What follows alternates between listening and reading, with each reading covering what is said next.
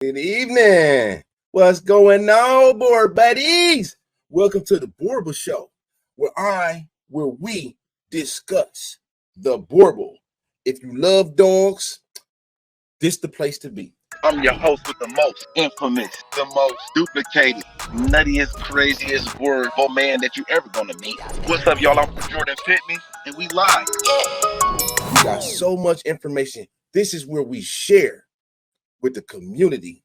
Everybody is welcome. We encourage you to join as long as you can maintain respectful. I'm your host, of course, Jordan Pittman, and I can't nobody without you. Bring it to the stage. Very special guest, Jason Gibson with Savage Kingdom. Hey, one of the biggest, hottest, fastest in the Boerboel business. Listen, board buddies, every single week we are doing things behind the scenes to make this more informative, more interesting, more entertaining. So it is valuable. This is the number one place for everything encompassing the Boerboel.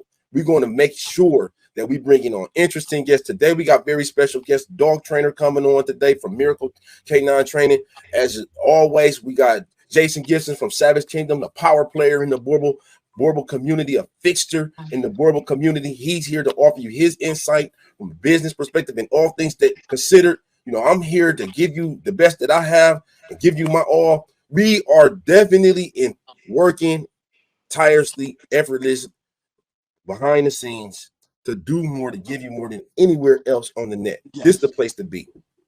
Yeah, we spend countless hours talking about our upcoming shows. I know we freestyle a little bit when we get here, but we plan it out. We talk. We try to make sure we have the most up-to-date information, like Jordan said, that you can't get anyplace else. Try to be good ambassadors for the breed and try to make things easier for you guys.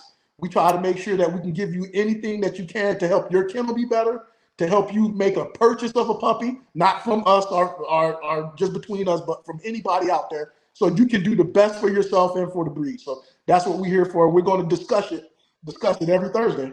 Good, bad, or ugly. The good, bad, and the ugly, and everyone is welcome. This is about the Boerboel. So personal feelings aside, maintain respect. You can come on and voice your opinions. We was lucky enough to have the chairman for SABS. I couldn't believe that, man. Did you see that, bro? Man, so you're sitting with the chairman of SABS, the head of the board. That's like the president of the AKC. I couldn't believe it. So he was a fan of your show, huh? He's a fan of Boerboel Breakdown and Discussion. To build these relationships, with your puppy, you want to be prepared when you bring in your dog home.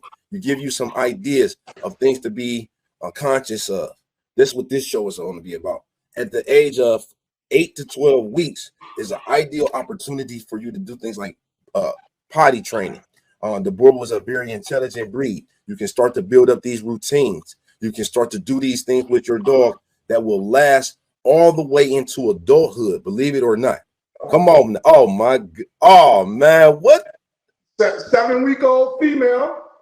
Man, it'll be 8 weeks old this Saturday, so almost 7.5. Come on, girl. You going to cooperate with us? I just want everybody to see. I'm going to put her back up here and bring her back. Puppy breath. Love it the most. Okay, so listen, ladies and gentlemen, I could only go so far with the training. I'm not an expert master trainer, but we do have a master. We're going to bring him in. He's from Miracle K9. He's here, and we're going to admire this young puppy. But this is the type of information that you can use. Look at that tail wagging. Look at that tail. Look at that tail.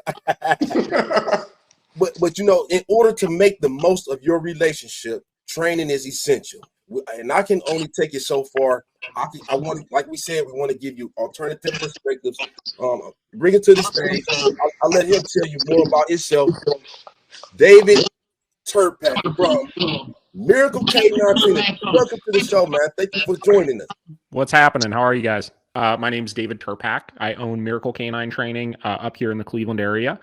We are a training facility specializing in kind of behavioral rehabilitation. We work with a lot of dogs with aggression issues, anxiety issues, things like that. But we also do a ton of stuff with puppies, getting the dog started off right, It's cool that you got the Boerboel thing going, because we love working with the power breeds. Obviously, we see quite a few Boerboels up here ourselves, and they're fun dogs, and they're definitely dogs that need training early. So that's what we've been doing. I've been training for about 11 years now, and we made a pretty good name for ourselves up here in the Cleveland area, and I've been doing it for a while. We work with a lot of dogs up here, and it's fun. It's a passion of ours. So like I said, we love doing what we do. That's for sure. Well, seeing you're the expert that we have on board today, Yeah. we're kind of novice in the training. Sure. Just first quick question for you. Ideal time to start training a puppy? Yeah, training starts immediately. And it's funny, you were just mentioning a second ago about how, you like to get started with like kind of the nonverbal side of things, which, I would say contrary to popular belief, I totally agree with you. So much of training has less to do with, teaching your obedience commands and your sit down and stay and stuff. And it's more teaching a young dog how to learn, right? So teaching them the concepts of yes, teaching them the concepts of no, setting your boundaries, establishing good routines, establishing good structure, stuff like that, and just getting the dog into a good state of mind. Because I'm sure you guys both know plenty of people who have dogs that are not trained from the standpoint of, off leash and, super strict heel all the time and holding reliable downstays and all those types of things, but they're really well-mannered dogs. And right. I think it's important to highlight that obedience doesn't make a well-trained dog. A dog that understands what's expected of them makes a good dog, whether that's obedience or not. So training starts right away, getting those routines and stuff established. I had to grab my pen so I can take notes while you're talking.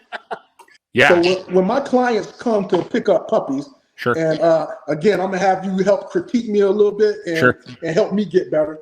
One of the things I start with early, and the thing I try to pound into their heads in the hour and a half they're here when they're first receiving their savage, is I try to pound into them socialization. Yeah. And that's one thing I'm telling them is socialization is key. Training is paramount, but socialization is the key factor. So if you can tell us, is one putting the apple before the horse, or what? Sure. How does that combine together with socialization and training? Well, so I would say socialization is an absolutely necessary initial stage, but I would ask you the question of, when you say go home and socialize your dog, you pound that into them, what do you mean by that? Well, so I start them off here with myself and with my kids, and I'm talking about the family members, and also I'm not telling them to go to dog parks or anything, but when you go to the vet, make sure the vet's getting some hands on, make sure it's seeing stuff. And I mean, socialization, I also, in my brain, I include in there the environment too. Okay, there we go. That's the word I was kind of looking for. Yeah, so socialization, I always say, breaks up into 3 categories, right? So you have socialization of dogs, socialization with people, and socialization with environments, right?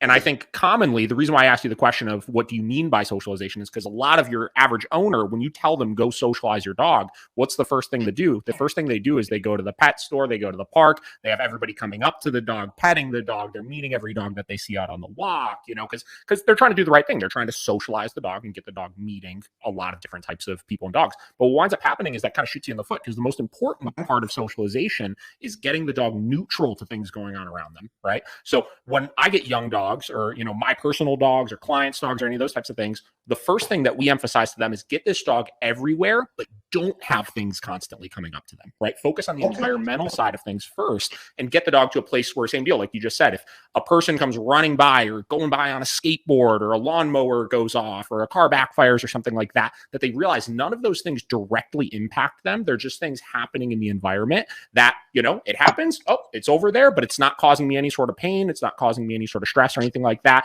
And, dad's got my back. He's not going to let anything scary happen. And then as you're working through the environmental side of things and you're getting the dog really neutral to stuff, simultaneously in smaller bursts, you do the socialization with the people or with the dogs. But generally speaking, you want to make sure you're setting the environment up for success with those types of things, right? So not having people constantly invading in their space and stuff, but allowing the dog to freely go explore people or explore dogs when they're off leash, where if they get a little bit nervous, they can create some space and not have that person constantly pushing back in on them, stuff like that. Right? There's a lot of components that go into good socialization, but I think the most overlooked one is the environmental side of things and just getting the dog neutral to what's happening around them. I would like to add, I believe it's important to sensory socialize. So get the sound involved with it. I guess that's environmental. But sounds, the nose, exposing the dog to, if you often see the dogs, a lot of what they're doing is sniffing the ground, sniffing the air, throwing that nose or backing around here to and fro,